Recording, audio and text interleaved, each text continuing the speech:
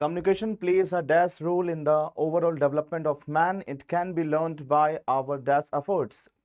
Blank number 1 है। Blank number 1 में 4 option आपको दिए गए हैं, चारों में से किसी एक को फिलअप करना है, कुछ भी भर दीजिए, है ना। चलिए, ब्लैंक नंबर 2 आपके सामने, 30 सेकेंड्स टाइम लीजिए।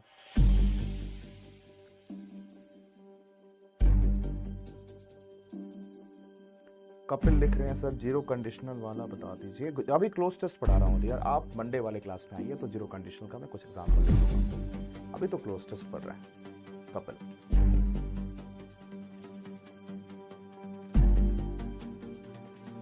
ओके,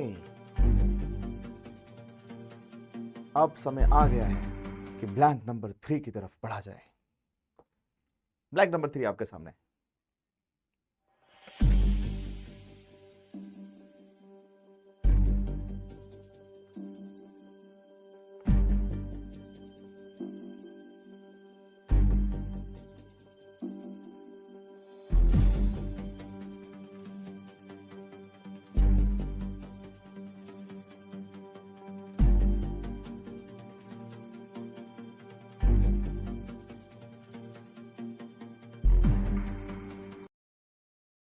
चलो 4 पे जाओ।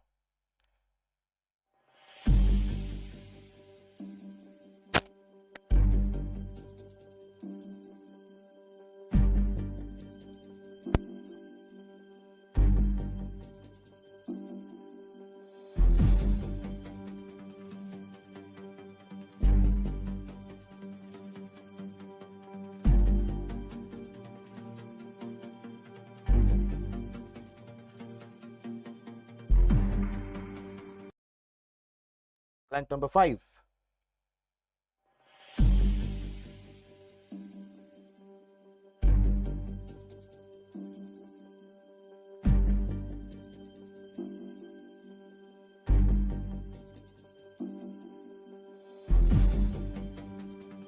कमेंट आ रहा है।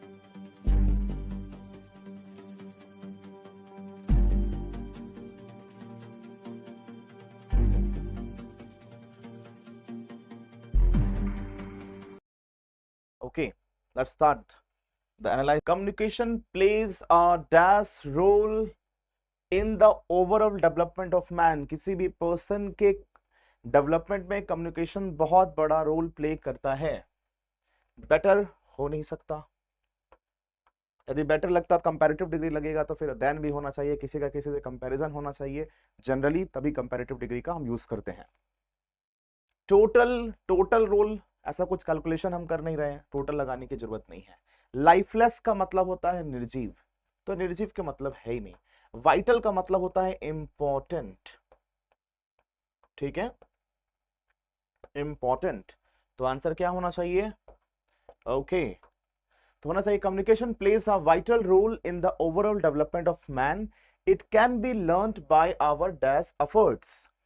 It can be learned by our dash efforts. Important efforts तो हो नहीं सकता ना, पॉसिबल नहीं है इंपॉर्टेंट हो जाए।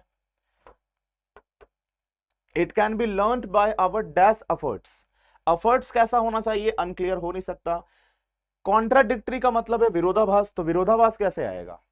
होना क्या चाहिए? कॉन्सियस। कॉन्सियस का एक मतलब होता है अटेंटिव एफर्ट्स, मतलब you should be aware of, आप पढ़ क्या रहे हैं। अच्छा, be learned by our dash efforts. Today's success in our professional life depends on our dash to read, write, speak well. ठीक है, तो होना क्या चाहिए? कॉन्सियस एफर्ट्स होना चाहिए, ऑन आवर कॉन्सियस एफर्ट्स, ठीक है ना। ठीक, आगे बढ़े हम लोग, ठीक है। कुछ लोग कॉन्ट्राडिक्टरी लिखते, देखो कॉन्ट्राडिक्टरी का मतलब होता है ना विरोधाभास, तो विरोधाभास नहीं हो सकता ना यहाँ पे। अटेंटिव एफर्ट्स, ठीक है। आ जाओ नंबर 3 पे। नंबर 3 पे आओ। Today success in our professional life depend on our dash to read, write and speak. देखो यहां पर जब इंफिनिटिव लग गया ना तो MV1 MV1 MV1।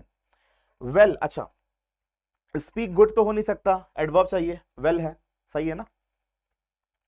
Life depends on our dash to read, write and speak well which results in effective communication. अच्छा, variety चाहिए, हमारी वैरायटी ऑफ रीड होना चाहिए। एजिलिटी जो होता है ना वो स्पोर्ट्स के लिए लगता है, स्पोर्ट्स के लिए, मतलब चंचलता या बहुत आप तेज तरार हैं तो स्पोर्ट्स के लिए बेसिकली एजिलिटी वर्ड यूज करते हैं।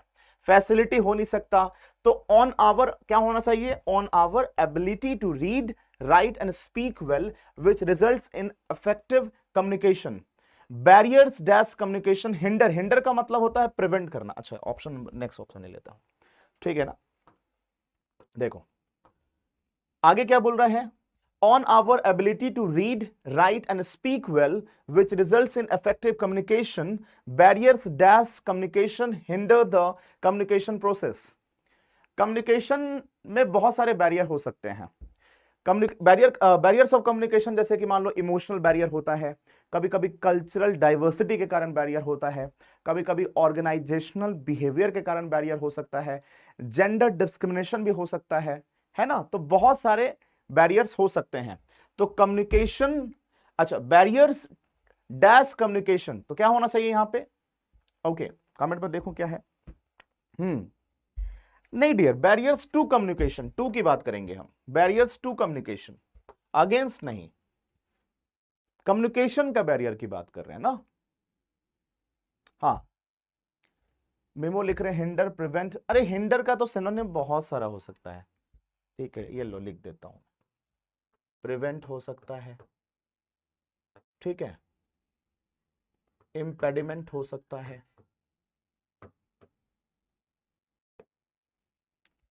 ठीक है ना, इसको हिंड्रांस भी बोलते हो गया। तो यहां पर होना चाहिए barriers to communication hinder the communication process. Communication process में बहुत सारे बैरियर्स हो सकते हैं, ठीक है। आगे पढ़ते हैं, it is very important to dash these barriers so that the transmission of the message can be smooth।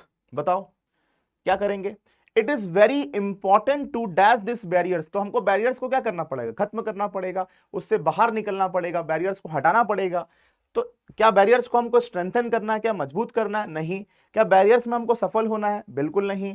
क्या बैरियर्स में हमको काबू पाना है, ओवरकम का मतलब होता है काबू पाना या बाहर निकल जाना उससे, ओवरकम द सिचुएशन। बैरियर्स को क्रिएट थोड़ी ना करना है, ठीक है ना। तो क्या करेंगे, ओवरकम करेंगे, ठीक है, ओवरकम। ओके अब मुझे आप मार्क्स बताइए कि आउट ऑफ 5 आपके कितने सही हैं, आउट ऑफ 5 आपके कितने सही है, फटाफट बताओ, आउट